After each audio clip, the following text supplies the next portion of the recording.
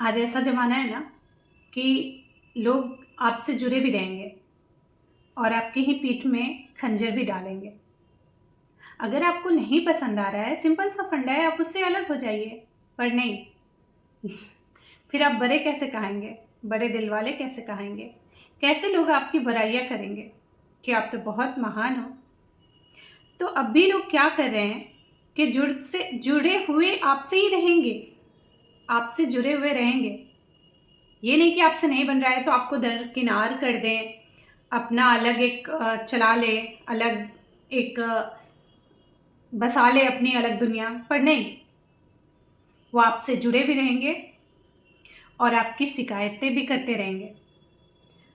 लेकिन फ़र्क इतना है कि आपके चेहरे पे नहीं, आपके चेहरे पे तो वो दिखाएंगे कि उनके दिल में ना आपके लिए कितनी इज्जत है, कितनी मोहब्बत है। सिर्फ आपको नहीं, आपसे जुड़े जो भी लोग हैं ना, जो उनके संपर्क में हैं, उन सबको दिखाएंगे कि आपको कितना चाहते हैं वो लोग।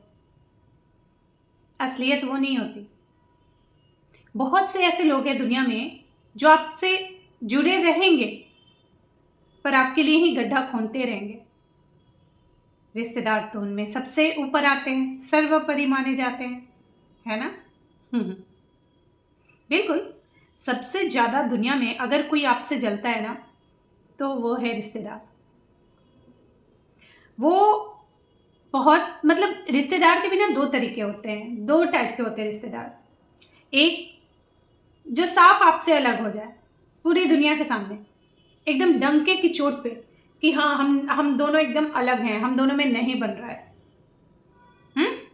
वो साफ अलग हो जाएंगे एकदम जाने दुश्मन की तरह।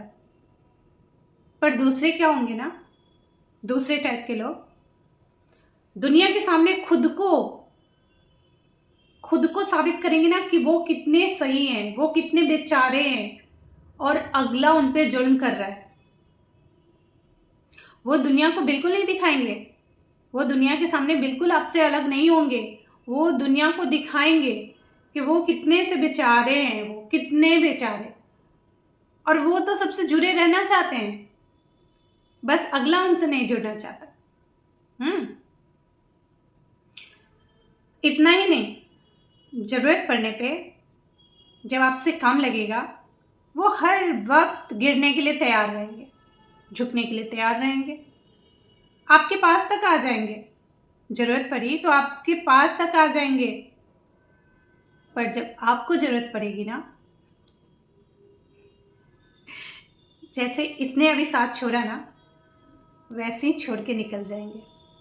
देख रहे हैं, जैसे हमारे जो माँ बाप होते हैं उनका साथ होता है, ये तल्ली भी सेम वैसा ही है। ये लगा है, ये जुड़ा है और ये जोड़ के रखना चाह रहा है। लेकिन फिर भी अगर रिश्तों में दरार आ गई है और अलग होना चाह रहे हैं, तो आप उन्हें लाख जोड़ लो, वो नहीं जुड़ सकते। क्योंकि भाई जुड़े रहने के लिए दोनों का रिलेशन इक्वल होना चाहिए। दोनों के अंदर सेम प्यार भावना होनी चाहिए कि ऐसा ना कि एक रिश्ता निभाया जा रहा है और दूसरा बस दिखावा किए जा रहा है। तो दिखावे का जो रिलेशन होता है ना, वो ज़्यादा दिन नहीं टिकता। तभी तो कहते हैं कि रिलेशन से कहीं ज़्यादा दोस्ती आगे जाती है। हाँ, ये भी बात सही है कि लोग मारे भी दोस्ती में ही जाते हैं। अत्यधिक घटनाएं ऐसी हुई हैं जिसमें अगर कोई दोस्त मारा गया है ना, तो दोस्त के वजह से ही मारा गया है। लेकिन फिर भी आज भी जब रिश्ता निभाने की बात आती है ना, तो आप देखेंगे आपके जो रिश्तेदार है ना, उससे कहीं आगे आके आपके जो दोस्त है ना, वो मदद करते हैं। आप देख लेना, कभी भी परख लेना, कोई रिश्तेदार उतना मदद नहीं करेगा आपका जितना आपके दोस्त करेंगे। और जहां तक रुलाने की बात है, आंखों में आंसू देने की बात है, कुछ रिश्तेदार ना पैदा ही इसीलिए होते हैं, पैदा ही इसीलिए होते हैं। उनका जन्म ही सिर्फ और सिर्फ इसलिए होता है कि वो आपको रुला सके, आपके हर छोटी बड़ी खुशी जो है ना उस पर कुंडली मार के बैठ सके, उनका रास्ता ऐसा ब्लॉक कर दें कि खुशियाँ आपके तक पहुंच ही ना पाए। लोग कहते हैं ना कि अगर पितृदोष है आपके जीवन में तो आपका हर जो पुण्य काम है, जो आपका, जैसे आप बहुत उन्नति कर रहे हो और अचानक से उसमें बाधा लग जाए तो कहते हैं ना कि पितृदोष लग गया, ऐसा हो गया। वो उससे भी सर्वोपरि हैं, उस दोष से भी सर्वोपरि होते हैं ये ऐसे रिलेटिव, दूसरे टाइप वाले जो साफ अलग भी नहीं होते। वो बिल्कुल ऐलान नहीं करेंगे खुले मोहल्ले में, खुले पूरे गांव में कि हम दोनों अलग हो गए, नहीं करेंगे वो ऐलान।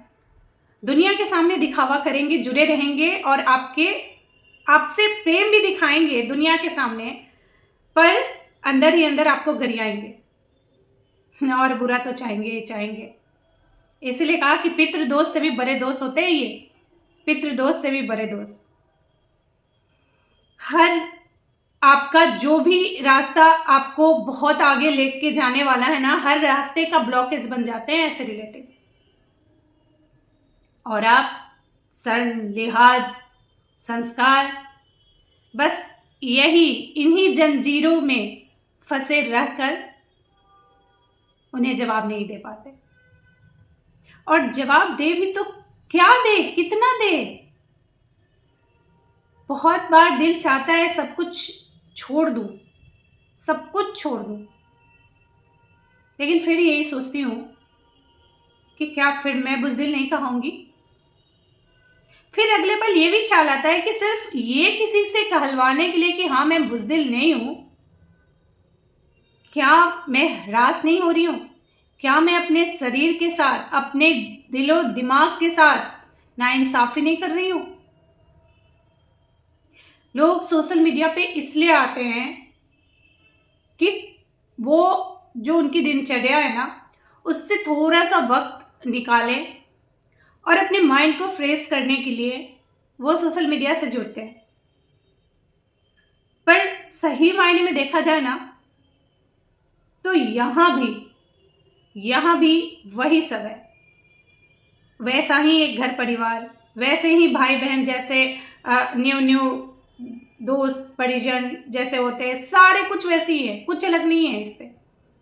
वैसे ही जैसे रिश्ता आपसे नए नए में जुड़ता है ना, वैसे ही सभी लोग नए नए में जुड़ते हैं। और हर एक इंसान ध्यान से सुनिएगा, जो कहने के लिए आपका अपना है पर दिल से नहीं चाहता कि आप उससे आगे बढ़े, बिल्कुल नहीं चाहता। और आपको जनाए बगैर, आपको बताए बगैर वो आपका कब्र खोदने में लगा रहता है।